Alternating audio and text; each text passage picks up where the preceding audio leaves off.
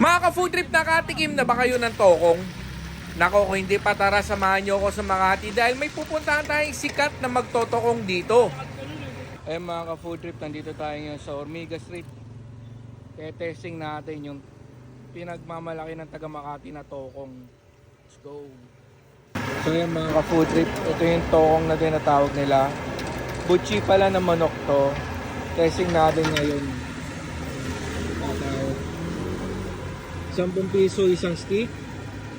Sa mga taga Makati dyan, bakit tokong tawag nyo dito? Research natin.